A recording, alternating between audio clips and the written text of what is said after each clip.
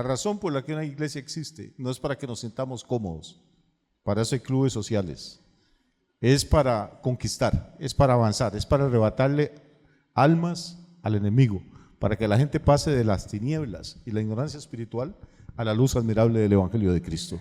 Cuando perdemos de vista eso, hermano, lo perdimos todo. Podemos tener la mejor música, el templo más lindo, las sillas más confortables, pero si perdemos la pasión por ganar almas, por compartir el Evangelio, lo perdimos todo. Así que ojalá que cada año que pasa, en lugar de conformarnos, más bien nos volvamos más ambiciosos, ambiciosos de las cosas del reino, ambiciosos de las cosas espirituales. Estoy muy feliz de estar acá, agradecido con Dios por los años que me ha permitido compartir con sus pastores, que ya son muchos años, con Gustavo, con Marcela. Los conocí creo que desde que eran solteros o recién casados, cuando ya Marco ni existía todavía, y por la amistad tan linda que nos ha unido. Al final el reino de Dios consiste más que nada en relaciones, y cuando tenemos las relaciones correctas, pues las cosas empiezan a alinearse. Esta mañana quiero compartir con ustedes una palabra, no sé cuánto tiempo me voy a demorar, me dijeron que tenía como hasta la 1:30 de la tarde, pero no creo que ni ustedes sobrevivan ni que yo resista. Entonces vamos a ir al Evangelio de Lucas. Curiosamente, el texto que leyó la pastora ahora, en Lucas capítulo 8, de las mujeres que servían a Jesús, ese es el mismo texto del que quiero compartirles, no de las mujeres, pero del capítulo 8 del Evangelio de Lucas. Voy a empezar antes con un preámbulo que es importante que lo tengamos claro. Nosotros creemos en una doctrina que se llama la inspiración plenaria de las Sagradas Escrituras. Tal vez nunca la ha escuchado con esas palabras. ¿Qué significa la inspiración plenaria de las Sagradas Escrituras? Creemos que la Biblia es un libro absoluto, que nada le falta para nuestra salvación y que nada le sobra, que los santos hombres de Dios hablaron siendo inspirados por el Espíritu Santo de Dios, que por eso la Biblia es infalible. ¿Sí me estoy explicando? Porque no fue la ocurrencia de Moisés o de Isaías o de Pablo, sino que ellos hablaron siendo guiados, inspirados por el Espíritu Santo de Dios. Y de verdad que es asombroso. Hay 66 libros aquí en este tomo, escritos en países distintos, algunos en idiomas diferentes, unos por varones, otros por mujeres, algunos por reyes, otros por prisioneros, en culturas distintas, con 1200 años de diferencia a veces entre unos y otros. ¿Y cómo se pueden poner de acuerdo y no contradecirse, a menos de que haya una mente superior guiándolos y dirigiéndolos? Esto es lo que creemos nosotros con respecto a la inspiración de las Sagradas Escrituras, y lo conocemos como la inspiración plenaria. Dicho esto, entonces usted debe entender que en la Biblia no hay nada que sobre. De hecho, Jesús dijo una vez que de toda palabra ociosa que hablen los hombres tendrán que dar cuenta en el día del juicio. Si Dios no nos deja hablar palabras ociosas, mucho menos Él va a hablar palabras ociosas. Cada nombre, cada sitio geográfico, cada fecha, cada número, cada lugar que mencionan las Sagradas Escrituras tiene un propósito. A veces no lo entendemos porque todavía nos falta madurar, crecer en revelación, en entendimiento, pero que tiene un propósito, lo tiene. Entonces la historia que voy a leer esta mañana, que en realidad son dos historias en una, y está relatada por el tercer evangelista, que no fue discípulo del Señor Jesús. Lucas no caminó con Jesús, pero caminó con Pablo, fue discípulo del apóstol Pablo. Y Lucas de profesión era médico, era una persona instruida. El griego en el que él escribe es mucho más fluido, más elegante que el de los otros evangelios. Y este hombre, aparte de ser médico, era historiador. Entonces se preocupaba por investigar, por buscar las fuentes. ¿Quién vio tal cosa? ¿Quién escuchó tal cosa? ¿Cómo fue? ¿Dónde ocurrió? Por eso, de los 4 evangelios, Lucas es mi favorito. Los 4 son inspirados por Dios, pero hombre, todos los helados son ricos, pero cada uno tiene su sabor preferido. Todos son inspirados por Dios, pero para mi gusto, Lucas es espectacular.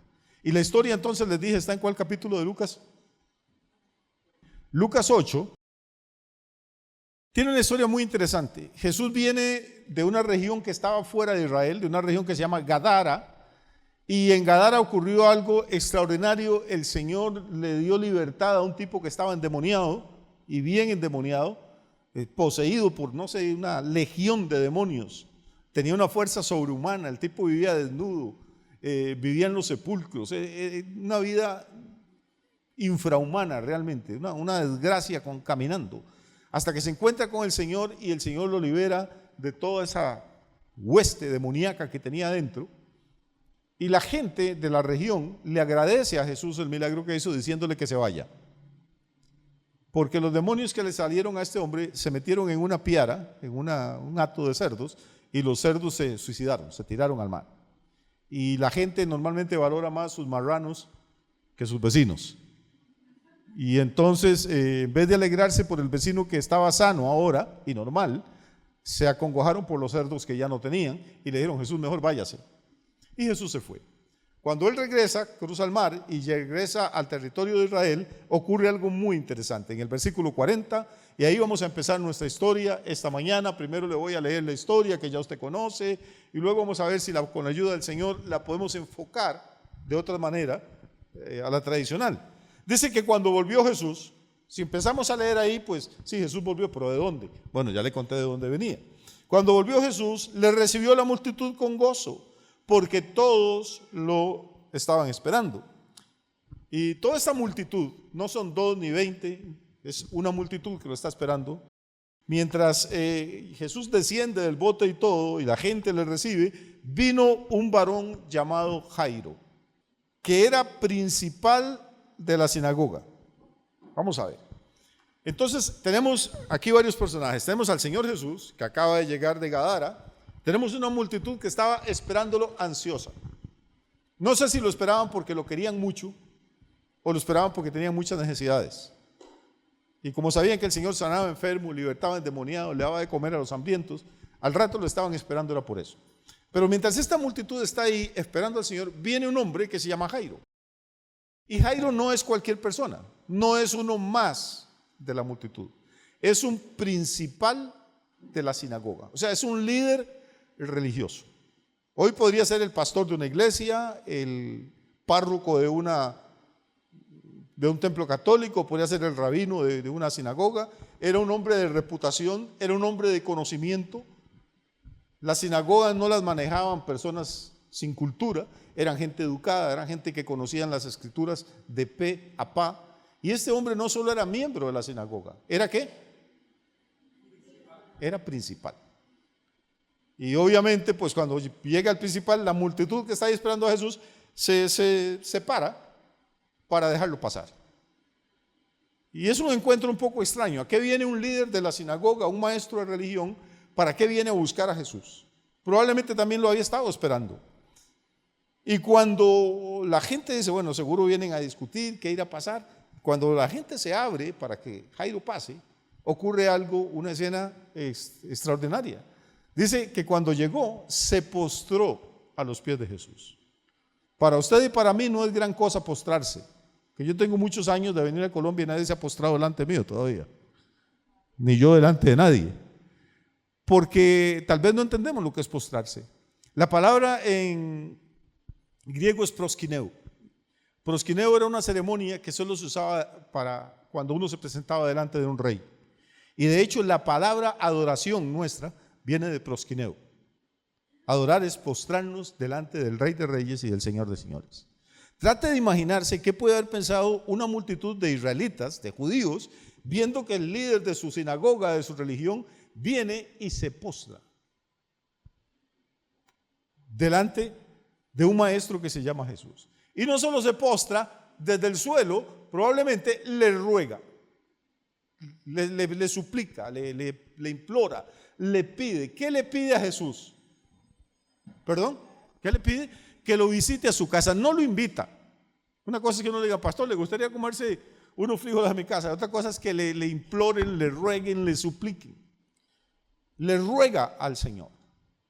Y es muy difícil negársele a la petición de alguien que está tirado a los pies suyos y que se está humillando en público y que está reconociendo la autoridad que usted tiene. ¿Qué hace Jesús en el verso 42?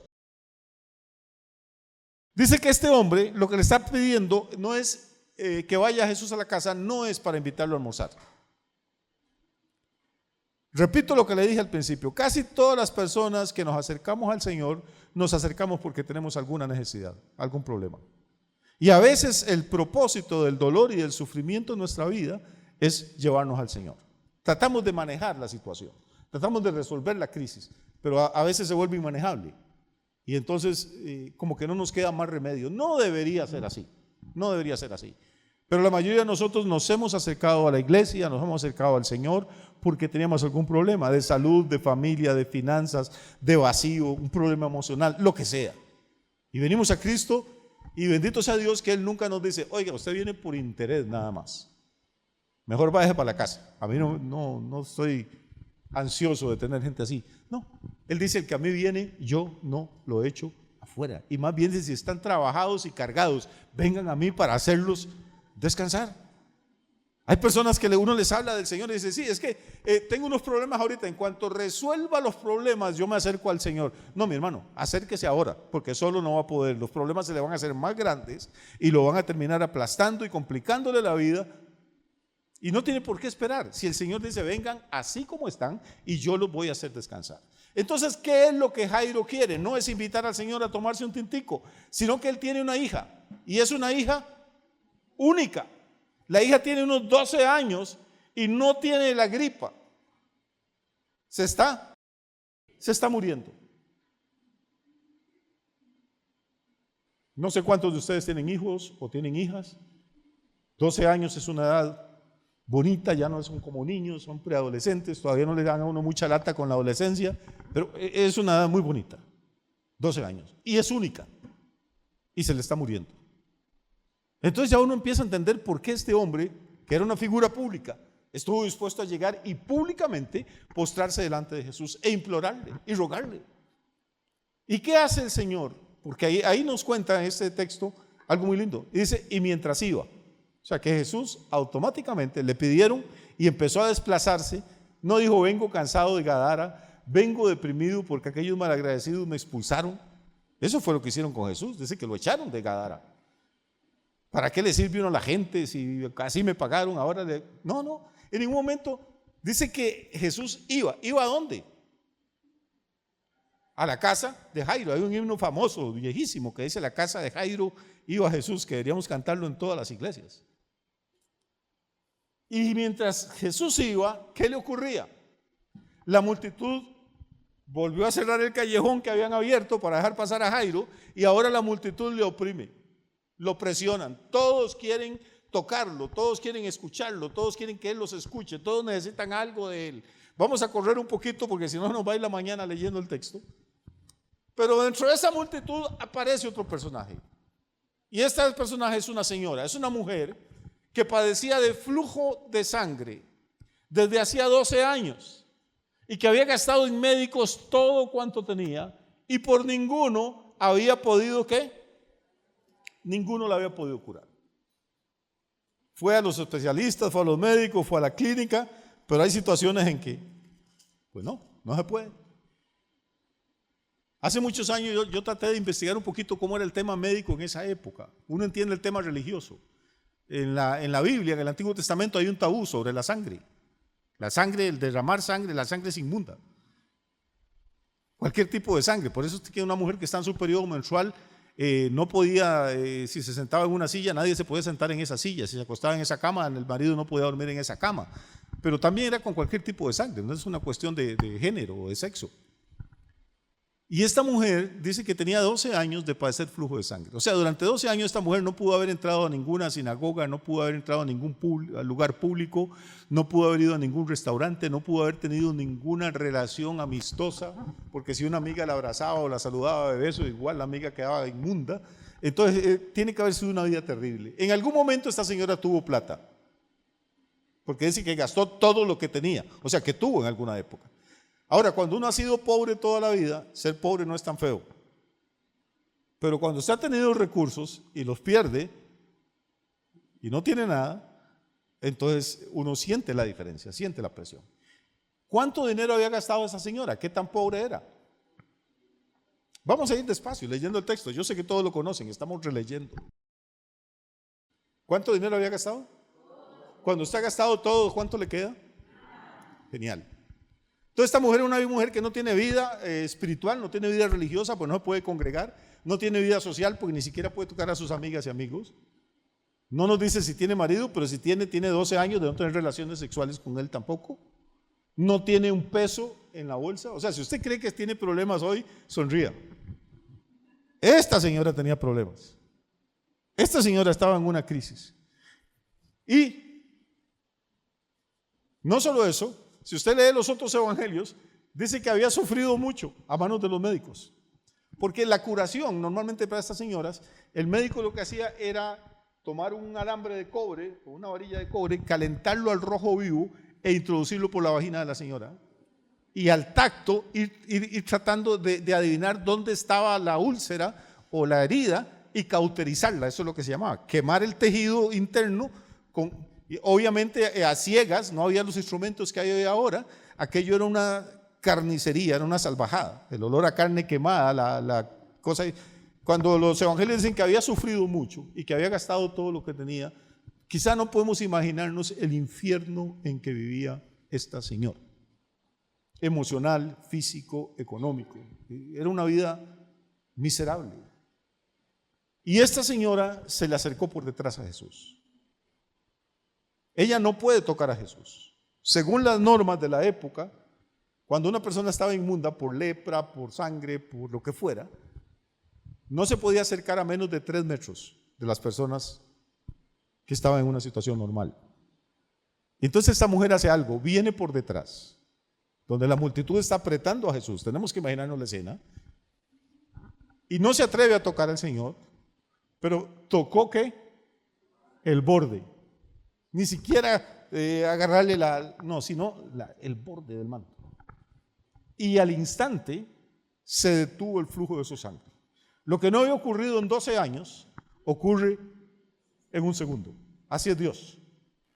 Los problemas a veces con los que hemos luchado años enteros en nuestra vida sin encontrarle salida, de pronto en un momento determinado, en un acto de fe, en un acto de lo que sea, Dios en su gracia, en su misericordia, nos bendice y nos da la respuesta. Vamos a seguir con la historia rápidamente, verso 45.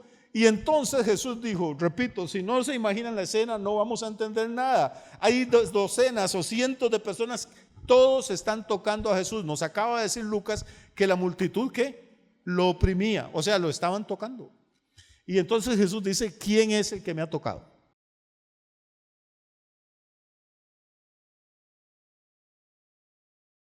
Y probablemente lo dijo en un tono de voz que asustó a la gente. ¿Quién me tocó?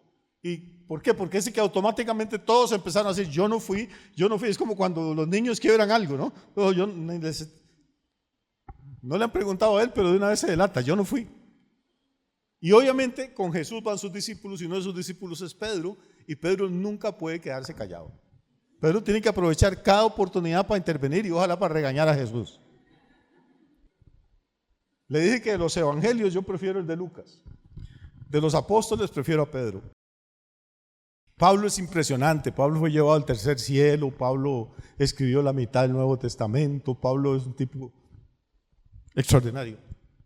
Pero es tan perfecto Pablo que me cae mal. Pero Pedro se parece tanto a nosotros, hermano. Pedro se equivoca, Pedro mete la pata, Pedro opina cuando nadie le está preguntando. A Pedro lo tiene que regañar el Señor a cada rato. Pedro es la única persona en toda la historia que ha sido interrumpido 3 veces. A él le gustaba tanto hablar.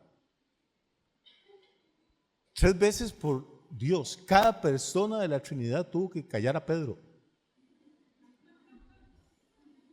Una vez llamó aparte a Jesús y le dijo, Señor, ¿qué es eso que estás hablando de ir a Jerusalén y que te maten? Ni se te ocurra tal cosa, no hables de eso porque me vas a desanimar a los muchachos. Y Jesús le dijo, apártate de mí, Satanás. Porque si no, ahí lo tendría todavía terapiado para que no vaya a Jerusalén. Lo llevó el Señor al monte de la transfiguración. Están Moisés y Elías, imagina qué escena, y Jesús hablando ahí. Y Pedro tiene que meter la cuchara. Dice, ¿por qué no hacemos aquí 3 ranchitos y cada uno? Y se oye una voz de arriba y dice, él es mi hijo amado, a él oigan. O sea, Jesús, a Pedro no. Lo manda el Señor un ángel a que le predica a Cornelio, un romano, en el libro de los Hechos. Y Pedro nunca le iba a predicar a un gentil. Y empezó a hablar y hablar y hablar y hablar y hablar y no se callaba, nunca le explicaba cómo convertirse. Tuvo que venir el Espíritu Santo y caer y llenarlos a ellos y empezaron a profetizar y a hablar en otra lengua. O sea que a Pedro lo cayó el Hijo, lo cayó el Padre y lo cayó el Espíritu Santo, hermano. Por eso le digo, me identifico más con Pedro que con Pablo. Pero bueno, esos son gustos. Todos empezaron a negar y entonces Pedro y los que con él estaban le dijeron: maestro, qué ocurrencia, la multitud te está apretando. Y ahora viene a preguntar: ¿quién me ha tocado? ¿Qué vamos a saber nosotros quién te tocó? Todo el mundo te ha tocado. O sea, estaba como un aguacate ahí en el mercado. Todo el mundo pasa y pone la mano a ver si está hoy. Todo el mundo te ha tocado y se te ocurre preguntar: ¿cómo vamos a saber nosotros quién te ha tocado? Pero Jesús dijo: a alguien me ha tocado. O sea, alguien me ha tocado de una manera distinta, de una manera diferente. Alguien me ha tocado, ¿por qué? Porque yo he conocido que ha salido poder de mí. Todos oramos, hermano, pero hay oraciones diferentes que hacen que salga el poder de Dios. Todos cantamos y adoramos, pero hay momentos en que nos damos tanto en la alabanza y la adoración que ocurre algo, fluye algo del trono de Dios hacia nosotros. No es siempre, ojalá fuera siempre. No sabemos por qué, ni cómo, ni cuál es la receta. Yo no la tengo. La Biblia cuenta de un estanque que había en Betesda, no sé si ustedes se acuerdan, donde se alineaban los enfermos y toda la...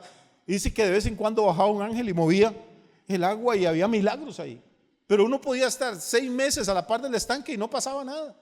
Y usted decía: no, qué aburrido, aquí no pasa nada, la otra semana no vengo. Y esa semana bajaba el bendito ángel y movía el agua.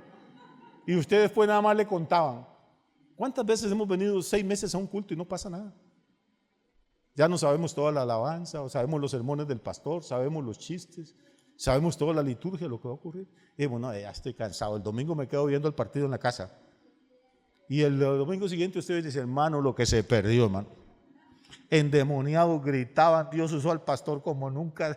Un viejo tiró las muletas y uno le dan ganas de decirme: por Dios, 6 meses y no pasó nada, y el día que falto. Bueno, hay días así, hay toques así, hay oraciones así, hay ofrendas así. A veces yo he ofrendado y después me dan ganas de ir al tesorero y decir: oiga, devuélvame lo que eché, porque la verdad que la semana pasada no pasó nada. Y hay veces que uno da y ve la cosecha casi de inmediato, ¿no? Pero ojalá fuera todos los días, repito, no es así. ¿Por qué? No sé, pero no es así. Muy bien. Jesús dijo: no me interrumpan, yo sé de lo que estoy hablando. Alguien me tocó porque yo sentí que salió poder de mí. Estoy yendo muy despacio, hermano. Si alguno tiene que irse, tranquilo, con toda libertad, pero es que esto se nos va a hacer un poquito largo, ¿está bien? Porque quiero que quede claro. Uno de los milagros más grandes de Jesús, la gente dice: uy, los milagros que hizo el Señor, los muertos, los leprosos. Hermano, para mí, uno de los milagros más grandes del Señor es cómo hacía Jesús para tener toda esa unción, ese poder, esa gloria dentro de él y que no se le saliera constantemente. Porque la Biblia dice en Colosenses que en él habitaba corporalmente toda la plenitud de la deidad. La gloria y el poder del Dios que creó este universo inimaginable en el que vivimos, vivía dentro de un cuerpo como el suyo y como el mío. ¿Cómo hacía Jesús para tener retenido ese poder y esa gloria adentro, que no se le saliera? Una vez en el monte de la transfiguración dejó que brillara un poquito lo que había dentro de él y aquello fue una cosa pasmosa. El sol le brillaba más que el rostro, más que el sol a mediodía. La ropa se le puso tan blanca como un lavador. En la tierra nadie lo puede hacer. En el huerto de Getsemaní habló. Los soldados que lo iban a tomar prisionero dijeron: buscamos a Jesús. Y él dijo 2 palabras nada más: yo soy. ¿Y sabe qué pasó? Todos los soldados romanos, los legionarios, los guardas del templo cayeron al suelo. Nada más dijo: yo soy. Dejó que por un momento saliera su gloria. ¿Sabe por qué? Porque en Éxodo 3:14, cuando Moisés le dice: ¿cuál es tu nombre? En la zarza aquel día, dijo: yo soy el que soy. ¿Cómo hacía este hombre para dormir, comer, andar con sus amigos, conversar y que no saliera esa gloria que podía tumbar gente al suelo, hermano? Pero esta mujer logró, sin siquiera tocarlo a él, porque el valor, el coraje no le dio para tocarlo, porque ya sabía que estaba inmunda. Le tocó el borde del manto. Y había tanta unción en Jesús que la unción que había en él tocaba hasta su ropa. Y en este momento la señora que está probablemente ahí a gatas en el suelo, pasando entre las piernas de la gente, oye que Jesús dice, no traten de confundirme, alguien me tocó de una forma diferente y salió poder de mí. ¿Y qué hace la mujer? Dice, cuando la mujer vio que no había quedado, o sea que lo habían descubierto, ¿qué hizo? Dice, vino temblando. ¿Por qué temblando? Porque ella acaba de quebrantar la ley. En su condición no debía haber tocado a nadie sano, y menos a un rabino, menos a un maestro. Y ahora dice, este me va a agarrar y me va a avergonzar, a humillar, a reprender, y probablemente con razón vino temblando y se postró a sus pies. ¿Cómo empezó esa historia? Con Jairo postrado a los pies de esa señora. Y mientras tanto, ya usted se metió en el cuento de esta señora y se olvidó de Jairo. Pero Jairo tiene una hija agonizando. ¿Qué cree usted que está pensando Jairo mientras todo esto ocurre? Esta vieja me está trazando al Señor. Y mi hija se está. A Jairo no le importa a la señora, nunca la ha visto. Es más, cuando a usted se le está muriendo un hijo, hermano, no le importa a nadie. Perdóneme que le diga eso, ni su marido. Primero se salva a mi hijo, después vamos a ver qué hacer con el otro. Para los maridos hay repuesto, para los hijos no. ¿Qué está haciendo esta mujer? ¿Cómo se me atraviesa? ¿No se da cuenta que yo soy don Jairo, el principal de la sinagoga? Esta señora es un don nadie, ni el pueblo, nadie la conoce, es más, la Biblia ni el nombre da. A Jairo nos dice es el nombre, es el principal, es un hombre bueno, es de la religión, de la sinagoga. Esta señora no nos dice nada más que está enferma, hecha una desgracia, su vida era una miseria. Y postrándose a sus pies le declaró delante del pueblo, de todo el pueblo. Yo no sé si a ustedes de los que les gusta andar contando enfermedades, pero hay enfermedades que uno no quiere contarle a nadie, ni al doctor. Hay gente que se muere por no contarle al doctor. Claro, hay gente también que le encanta, hermano. Va por la calle, adiós pastor, adiós hermano, Dios le bendiga. ¿Cómo ha seguido? Ay, ¿para qué le preguntó, hermano? Cruzan la calle, pastor, qué dicha que me pregunta. Viera qué mal que he estado. Y fui al doctor Pérez, a mí qué me importa, yo no conozco al doctor Pérez, y me mandó, le dan los nombres de los medicamentos, las dosis. No, yo no le dije que me diera la hoja de vida, nada más le estaba preguntando cómo está para que usted me diga bien y siga caminando. Pues esta señora viene y se postra delante del Señor y le declara su enfermedad, lo que ha sufrido, los 12 terribles años que ha pasado, pero también le declara algo más. Le dice, por esa causa te toqué, pero al instante que te toqué, yo fui ¿qué? Yo fui sanada. Se ocurrió un milagro. Ahora, si tiene que regañarme y hacer todo lo que quiera, hágalo. Pero inmediatamente sentí que la sangre dejó de manar. Vamos a avanzar. Y él le dijo, la regañó, la humilló, le dijo, hija, ¿tu fe qué? No le dijo, te ha sanado, te ha salvado. O sea, esta mujer fue bendecida por partida doble. Recibió sanidad física y recibió salvación. ¿Cómo fue salva? Por las obras, por los ayunos que hizo. Tu fe te ha salvado. Salva exactamente igual que usted y yo hemos sido salvos. Por la misericordia de Dios, por la gracia de Dios, por la fe en el Evangelio. ¿No le parece fantástico? Muy bien. Tu fe te ha salvado. Vete en paz. O sea, no tenga miedo, nadie le va a regañar. Ahora puede ir a abrazar a su esposo, puede ir a abrazar a sus amigas, puede sentarse donde le da la gana, puede entrar a comer a cualquier mesón o posada. Su vida cambió, eso es lo que hace el Señor con nosotros. Y vamos a correr un poquito, ahora sí, verso 49. Estaba hablando aún Jesús con la señora cuando vino uno de casa del principal de la sinagoga. ¿Quién era el principal de la sinagoga? Jairo. Vino uno de la casa de Jairo, vino un empleado, él tenía criados, tenía servidores, y le dijo, tu hija ha muerto, no molestes más al maestro. Y ese momento en que Jairo tiene que haber dicho, mi hija murió por culpa de esta mujer, pues si no lo hubiera trazado, le da tiempo al Señor de llegar a casa y hacer algo, poner las manos, orar, decir una palabra, pero por culpa de esta vieja, mi hija está muerta. Es el momento que Jairo se pudo haber llenado de amargura, de rencor, como nos pasa a veces a nosotros cuando no ocurren las cosas en el momento que creíamos que deberían ocurrir. No molestes más al maestro, no pierda el tiempo. Pero Jesús escucha al criado y le dice a Jairo, no temas, cree solamente y será salva otra vez. ¿Quién va a ser salva? ¿Y quién tiene que creer? La niña no puede creer en nada en este momento, pues ya está muerta. El que tiene que creer es Jairo. Y entrando en la casa, no dejó que nadie entrara con él, sino a Pedro, a Jacobo, a Juan, al padre y a la madre de la niña. O sea, vamos al aposento, ahora hay una niña de 12 años ahí acostada en la camita, acaba de fallecer, probablemente el cuerpito está tibio todavía. Entonces tenemos el cadáver de la niña y tenemos a Jesús, son 2 personas, tenemos a Juan 3, a Jacobo 4, a Pedro 5, a Jairo 6 y a la esposa de Jairo 7. 7 en la Biblia es el número de lo completo y de lo perfecto. No metió ni a 5 ni a 6, dejó entrar que hubiera en la habitación 7 personas solamente. Y vamos a hablar ahora después un poquito de los números, si a usted le alcanza la paciencia, porque en la Biblia, como es inspirada por Dios, nada sobra y nada falta. No es casualidad que nos dé este desglose de quiénes fueron las personas que ingresaron a esa habitación. Y muy bien, y lloraban todos y hacían lamentación por ella. Lo normal en una casa donde alguien acaba de fallecer y más en una edad tan tierna, pues todos los primos, los tíos, los vecinos, los que habían llegado para acompañarle en la enfermedad, todos están llorando y lamentándose por ella, pero él les dijo, no lloréis, no está muerta, sino que duerme. Y se burlaban de él sabiendo que estaba muerta. ¿Sí qué? Vea la situación de Jesús, viene llegando de Gadara donde lo expulsaron.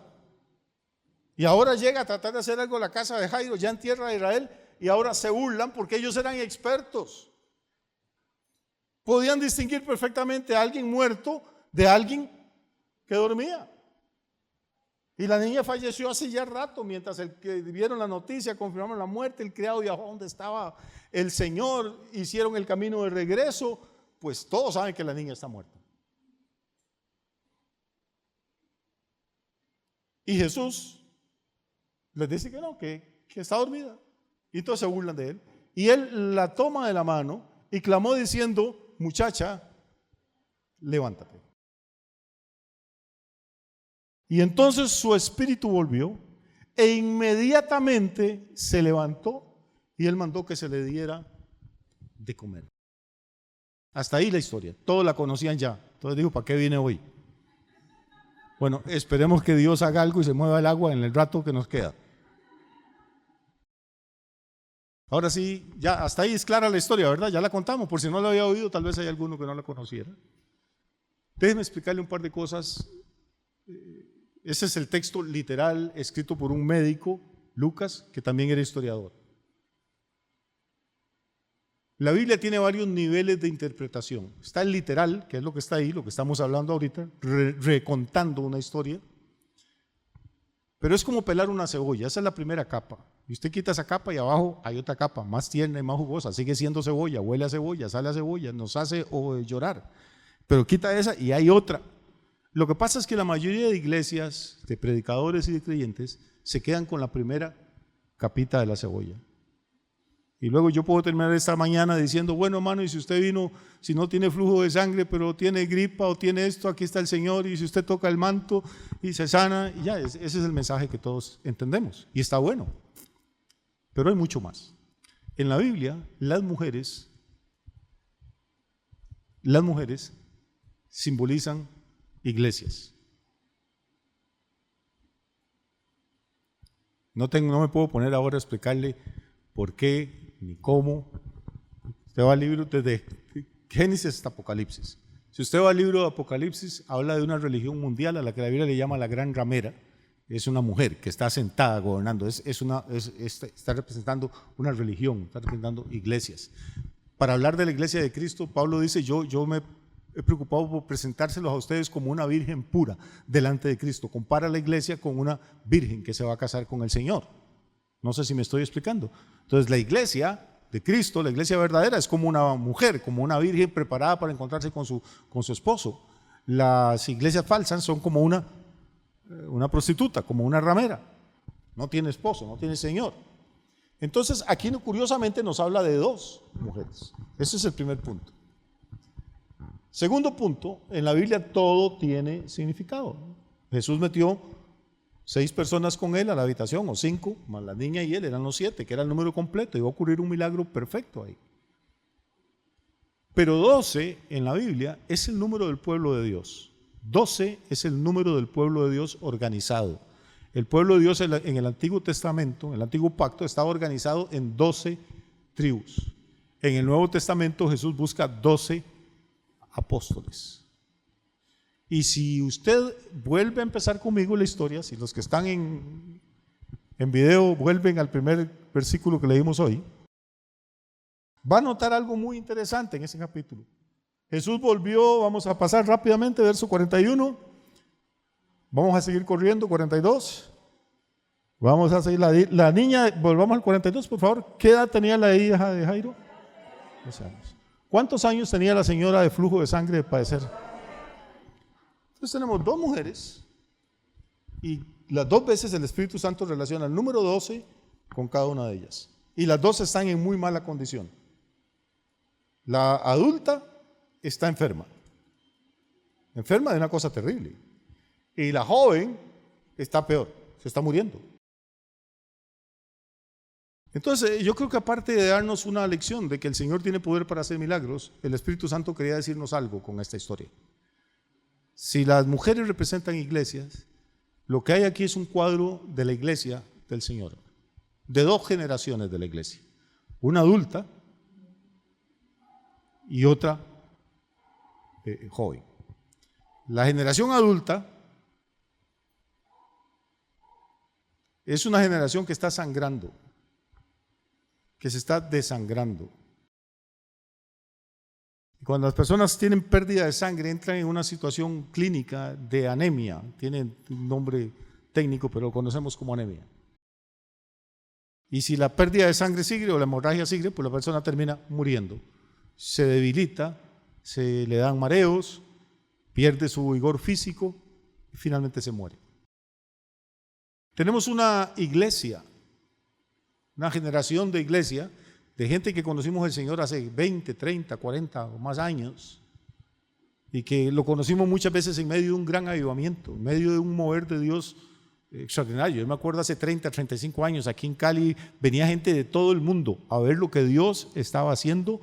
El avivamiento de Cali fue famoso y yo ahora vengo y no veo nada ni escucho nada de todas esas cosas. Esa generación, hermano, empezó a debilitarse, empezó a perder sangre. Y Dios, pues la gente se hace vieja, se mueren algunos, y nacen sus hijos y viene otra generación. Esa es la historia de la humanidad. Y las iglesias son iguales, hermano. Pero entonces tenemos una generación vieja muy debilitada, perdiendo sangre, perdiendo fuerza. Y tenemos una generación nueva, la hija de Jairo, que todavía no ha entrado a la pubertad, hermano. Ahora las muchachas entran más jóvenes, en esa época no. O sea, una no se puede reproducir porque está sangrando en el lugar de la intimidad. La otra no se puede reproducir porque no ha llegado a la madurez física todavía. No sé si me estoy explicando. Y esta es la situación en la que nosotros estamos, hermano. Una iglesia vieja que ha sufrido mucho en manos de muchos médicos. Todos tienen una receta para que la iglesia camine. Falta ayuno, falta oración, hay que someter. Pero usted va a la iglesia ese que está hablando, hermano, y también tiene 20, tiene 30, tiene 40. Está exactamente igual que usted.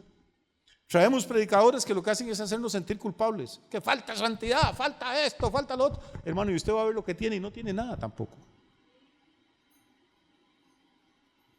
La iglesia vieja es incapaz de traer visitas a un culto. Es incapaz de ganar almas. Es incapaz de hablarle a nadie de Cristo. Podemos hablar de política, de fútbol, de la universidad, de novios, del marido, de los hijos. Nos encanta hablar. Pero cuando usted dice, ¿por qué no usamos ese talento para hablarle a la gente del Señor, de lo que Dios está haciendo en la iglesia, de traerlo a ver si el ángel baja ese domingo y se mueve el agua y esta persona se convierte? Usted puede perder el tiempo, hermano. Puede darles estudios bíblicos de evangelismo personal. Puede explicar lo que quiera y la gente no va a reaccionar. La generación antigua de la iglesia son gente linda, son gente que aman al Señor, se van a morir y van a ir al cielo. pero son incapaces de reproducirse. Y son incapaces de reproducirse porque cuando usted sangra de su vientre, no puede tener relaciones sexuales. Y si tener relaciones sexuales, no hay hijos. La iglesia vieja ha sido herida y dañada en el lugar de la intimidad. Tenemos gente que vive de lo que escucha el domingo en el culto, pero que no tienen una relación personal con Jesús. Tenemos gente que tiene 15 años de ir a una iglesia y jamás han leído la Biblia completa porque no les queda tiempo, hay que ver Betty la Fea. Tenemos gente que no han leído la Biblia completa, tenemos gente que el rato que oran en la semana es el que oraron en el templo, pero en su casa no oran. Que el día que cantaron, el ratito que cantaron en la semana fueron las alabanzas en el culto, pero que en su casa, en la ducha, en la cocina, nunca adoran al Señor, nunca le dan gracias. Su relación con el Señor es una relación mediada por la iglesia, mediada por el culto, pero no es una relación directa. No, al no tener intimidad, no hay hijos. No sé si me estoy explicando. Y por eso es que la generación vieja no puede tener hijos. Y la generación nueva no puede tenerlos porque no tiene la madurez. Entonces se nos está muriendo. Perdemos a nuestros jóvenes. Los traemos a la iglesia mientras son niños. Cuando son adolescentes ya empieza un poquito más la dificultad. Cuando entran a la universidad, hermano, normalmente los perdemos. Tenemos muchachos criados en las iglesias evangélicas que terminan siendo ateos apenas entran a la universidad, o se vuelven marxistas, o se quieren hacer guerrilleros. O sea, la iglesia no sirve para nada, eso es para los anticuados, para los fanáticos, el mundo es otra cosa. Y los 12 años que los trajimos al culto, hermano, parece que entraron por un lado y por el otro le salieron. ¿Qué hacemos con una iglesia cuando la generación vieja se está desangrando, perdió fuerza, no tiene plata porque todo lo ha gastado? Y la generación nueva está tirada en cama, hermano, y no quiere levantarse porque está pegada del teléfono celular, de los juegos electrónicos, chateando con todos los amigos y las amigas. ¿Cómo es que mi amiguita de 13 años ya tiene novio y se ha acostado con el novio y yo tengo ya 14 y me voy a quedar solterona para el resto de la vida? ¿Por qué? Porque en la iglesia dicen que es pecado. No sé si me explico, hermano, pero es una situación terrible. Y yo no tengo la respuesta. No la tengo. Lo que yo veo nada más es que en los dos casos hubo gente que se postró delante de Jesús. Tanto Jairo como la señora esta anónima. Hubo gente que se humilló y dijo: Señor, yo no puedo, yo no sé, he leído todos los libros, he oído todos los predicadores y la cosa todavía no funciona. Debes de tener algo que enseñarme, debes de tener algo que decirme. Y yo creo que tenemos que empezar por ahí. Estamos gastando nuestra vida, los pastores, los músicos, los que servimos, sacrificando nuestras familias por amor a Cristo, por amor a la obra. Pero hermano, a veces es frustrante cuando uno vuelve a ver para atrás y dice: yo aquí gasté mis fuerzas, aquí gasté mi talento que Dios me dio, y el fruto, gracias a Dios por el que hay, pero no es el que debería haber. Podrían haber 10 o 100 veces más de personas, pero por más que hago, la gente no se motiva, la gente no quiere. En mi pueblo hubo un pastor, un misionero, que para motivar a la gente que llevara visitas tenía una perra, pastor alemán, y cada vez que la perra paría, rifaba un perrito entre el que llevaba más visitas. Y yo digo: Dios mío, ¿a dónde hemos llegado? Cada médico con sus recetas, y lo que hace es hacer sufrir más a la señora y no la cura. Y yo no creo que necesite un proceso muy largo. El Señor, para sanar a esta mujer, ¿cuánto duró? Fue un segundo, tocó el borde del manto. Lo que necesitamos es averiguar dónde está ese manto, cómo tenemos que tocarlo para que Dios nos sane. Y ver una iglesia con 50 personas, que cada persona lleve una visita al mes. Son 600 visitas al mes. Que Dios solo nos diera el diezmo de esas 600, son 60 almas nuevas por año. El siguiente año son 110, llevando cada una. En 5 años, hermano, tomamos una ciudad. Pero hacerle entender eso a la gente es casi perder el tiempo. La señora se está desangrando, tiene otros problemas, no tiene energía. Y lo más terrible es que la generación nueva, hermano, no solo se está muriendo, hay gente que ya dictaminó que estaba muerta. Lea las redes sociales, lea la prensa. La gente dice que la iglesia no sirve para nada. que los pastores son una pila de vagabundos, sinvergüenzas, que lo que hacen es quitarle los diezmos a las personas. Ese es el decir de la gente en el mundo.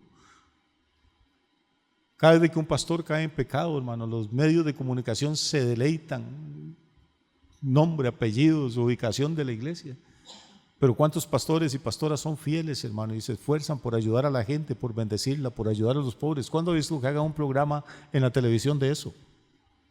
El mundo quiere enterrar a la iglesia. Nosotros somos la piedra en el zapato del mundo.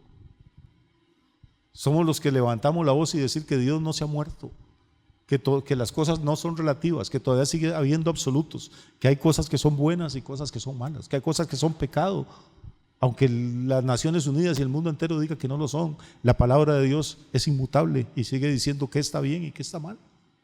Y eso le estorba al mundo. Entonces quiere enterrarnos, decir, ya no molesten más, la chiquita se murió. Pero en ese cuadro, hermano, de anemia, debilidad, dolor por un lado y de muerte por el otro, entra el Señor Jesús. Y en fracciones de segundo cambia todo. Le cambia la vida a la mujer que tenía flujo de sangre, le devuelve la vida a la chica que la había perdido, le devuelve el gozo a Jairo, el principal de la sinagoga, y cambia todo el escenario. A veces tenemos que dejar de salir tanta norma y tanta regla y tanta costumbre evangélica que tenemos en las iglesias y dejar que entre el Cristo vivo y resucitado, y que toque a quien Él quiera y haga lo que Él quiera. Y termino esta mañana diciéndoles algo. El último versículo que vimos, ¿qué decía? Después de que la niña se levantó, todo el mundo dice, aleluya, gloria a Dios, pero no, ahí no termina el cuento. ¿Qué sigue? Jesús hizo algo extrañísimo. Hermano, a mí se me levanta un muerto. Oiga, bueno, seguro caigo yo para empezar del susto, ¿no? Pero inmediatamente Jesús a la gente que estaba ahí ni siquiera les dejó empezar a cantar ni a hacer culto ni nada. Les dijo, vayan y le hacen algo de comer a esta muchacha, porque tiene hambre. Y el problema con la nueva generación es que tiene hambre, hermano. Se ha alimentado con un montón de cosas, tecnología, diversiones, televisión, juegos, pero no ha comido el pan de Dios, no ha comido la palabra de Dios. Y perdone que le diga esto, pero nuestras iglesias están llenas de gente que tiene hambre, que vive de oír cuentos, testimonios, historias, mentiras de gente que se murió y que fue al cielo y al infierno y que vine y que volví. De shows. Buscamos al predicador más famoso porque cuenta chistes, porque sube al púlpito, porque se para de manos. Pero hermano, eso no va a traer el avivamiento. Para que la niña no se nos muera, necesitamos que Jesús entre urgentemente al escenario. Pero el Señor no lo va a hacer todo. Los que estamos en la casa tenemos que preparar comida para los que el Señor está resucitando. Porque si no, se nos vuelven a morir, hermano. No sé si me estoy explicando. No sé a cuál de las dos generaciones pertenece usted. Yo estoy casi convencido a cuál pertenezco yo.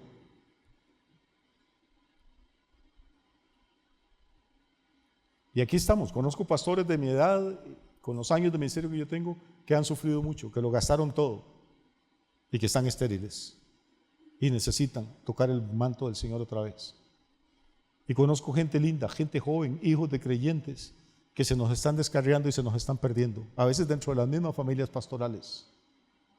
Y necesitamos que Dios entre en la escena y sane lo viejo, resucite lo nuevo y nos dé a nosotros otra vez la responsabilidad de alimentarlos, no con historias, no con fábulas humanas, sino con la palabra infalible de Dios. Que Dios les bendiga muchísimo esta mañana. Gracias por su paciencia.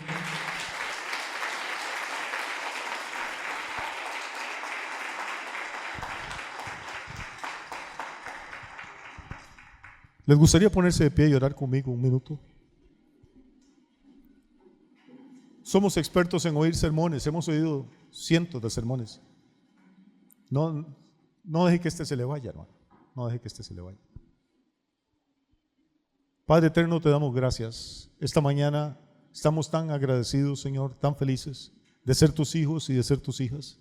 Señor, no somos todavía todo lo que tú quieres que seamos. Ni siquiera somos lo que nosotros queremos ser, Dios. Pero por tu misericordia, tú perdonaste nuestros pecados, pusiste tu espíritu dentro de nosotros y nos estás dando cada día una nueva oportunidad de acercarnos a la meta, Señor, de cumplir el propósito para el cual fuimos creados y para el cual fuimos redimidos. Señor, aquí estamos personas que tenemos años de caminar contigo y hay personas que están empezando esta carrera también. Señor, y las dos generaciones nos cansamos, las dos generaciones nos enfermamos, las dos generaciones estamos en peligro. Señor, nos postramos delante de ti y te pedimos que entres en este escenario, que entres a nuestra vida, a nuestras iglesias, a nuestros ministerios, a nuestras familias, Señor, y que sanes lo que hayas que sanar, Señor, que pares la hemorragia, Dios, que restaure, Señor, lo que está enfermo, que resucite lo que haya muerto en nosotros, Dios, y que nos des la pasión por el pan vivo, por tu palabra, Señor, que es la única que de verdad nos puede hacer crecer en fe, en santidad, en visión y en unción, Padre. Gracias por esta iglesia maravillosa, por cada hermano y hermana que está aquí hoy, Señor. Por estos 12 años de lloro, de lágrimas, de oración, de ayuno, de trabajo. Señor, porque lo que estamos viendo es el cumplimiento de tus promesas. Tu palabra dice que los que sembraron con lágrimas van a cosechar con alegría. Y Dios, en el nombre de Jesús, oramos para que hoy empiece el tiempo de la cosecha, para que hoy en nuestras vidas y en nuestros ministerios haya un cambio, Señor, que tú puedas entrar y mover el agua, dejarnos tocar tu manto, Señor, hablar la palabra que nos restaura, que nos anima, que nos fortalece. Y Señor, que todas estas lágrimas que se han derramado en los años pasados se conviertan en espigas, se conviertan en graneros llenos, Señor, de vidas transformadas, de vidas cambiadas, de hombres y mujeres enamorados de Jesús, llenos de tu Espíritu Santo y enamorados de tu palabra, Señor. Bendigo cada familia aquí presente. Bendigo los que no están en la casa, pero que de una u otra manera van a escuchar esta palabra, Señor. Sé con ellos y con ellas también, ministrándolos, bendiciéndolos y hablándoles, Padre. En el nombre santo de Cristo Jesús. Amén y amén. Muy bien, hermanos, muchas gracias. Que tengan una linda semana.